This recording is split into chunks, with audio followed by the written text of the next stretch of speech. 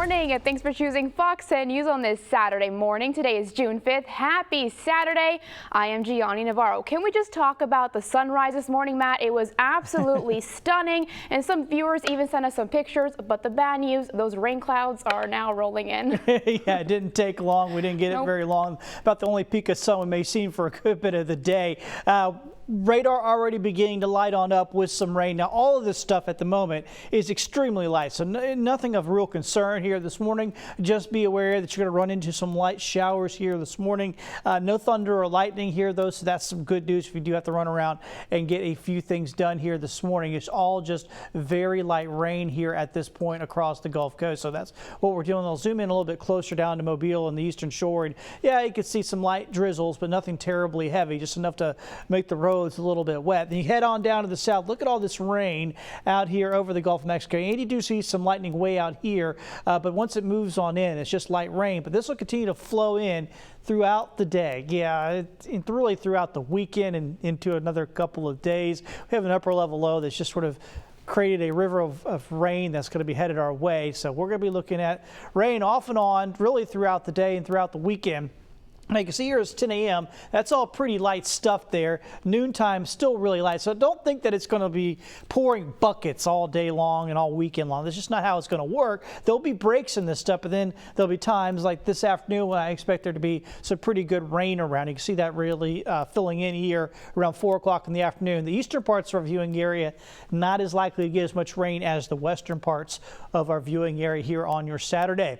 Temperature is generally in the 70s, so it's a mild, muggy start, as you would imagine, here in the early part of June. Here's your planner as we go through the day. So it looks like what we're going to see is the rain, pretty light rain, drizzles mostly here this morning, but a good chance of that. And then we get a bit of a break in the middle of the day, middle of the afternoon, around lunchtime, and then we get some heavier rain later on this afternoon. So a lot happening here this weekend. We got the light rain and showers this morning, heavier rain possible here this afternoon, and then tomorrow more rain likely. So a lot to talk about. I'll be breaking all this down for you so you know exactly what to expect as you plan your weekend.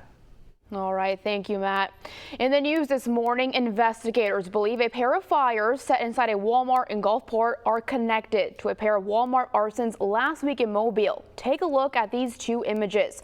Gulfport police believe these two people were involved in the fires and also the Mobile fires. This was the scene inside the Walmart store on US 49 in Gulfport. Their fire chief says firefighters responded yesterday afternoon after someone set two different fires inside the store. There was smoke in the store, and so we cleared out the smoke, made sure that there wasn't any spread of fire in the areas where there was a fire, and then we cleared out the smoke so that they could open the store back up again. Now, a week ago, arsonists hit two stores in Mobile. Both of those cases remain unsolved, but authorities released this surveillance video of a man they believe was involved in the first blaze. That fire occurred May 27th at the Walmart on Beltline Highway. A day later, the new target was the Walmart on Rangeline Road. Video taken by a viewer shows smoke filling several aisles in the hardware section in the back of the store as fire alarms blare, while photos taken by viewers show flames shooting up to the ceiling. These are surveillance pictures of the suspects in that arson. At this time, no arrests have been made. Right now, an urgent search is underway for two suspects. Investigators told Fox 10 News they're armed and dangerous and could be in the Mobile area. Now, Anthony Hunt and Jamichael Jenkins are wanted in connection to the shooting death of Devontae Carson last month. Police say they both have addresses in Beulah Battery and Pritchard. Investigators are also looking for Nikila Davis, a considered person of interest in this case. If you've seen Hunt, Jenkins, or Davis, please call police right away. In Baldwin County, Daphne police arrested Jalen Williams. Williams had been on the run for a month now after being accused of slashing and stabbing a man. According to investigators, police took Williams into custody Thursday night. They say he and his mother, Tamikia Williams, tortured a man they were holding against his will at her house. When the man tried to escape, he was stabbed with a knife and slashed with a machete. The victim got away and got help at a nearby restaurant. Now, both Williams and his mother are charged with second-degree assault and unlawful imprisonment. A man is behind bars this morning after authorities say he punched security. According to a hospital spokesperson, Marcus Johnson was intoxicated yesterday morning when he was treated after getting hit with a pool cue. He was released, but then demanded to be let back in. When staff members refused, the spokesperson says Johnson grabbed the weed eater from his car, cranked it up, and threatened to cut staff. Once campus police and MPD officers arrived, they say Johnson punched one of them as they tried to get him under control. Now, Johnson faces multiple charges, including assault and making a terrorist threat. President Biden is praising the fast pace of America's economic recovery from the COVID outbreak, promising more vaccinations will lead to more jobs. Fox News correspondent Jonathan Sari has more from Atlanta. More than 168 million Americans have gotten at least one dose of COVID-19 vaccine as the National Month of Action gets underway.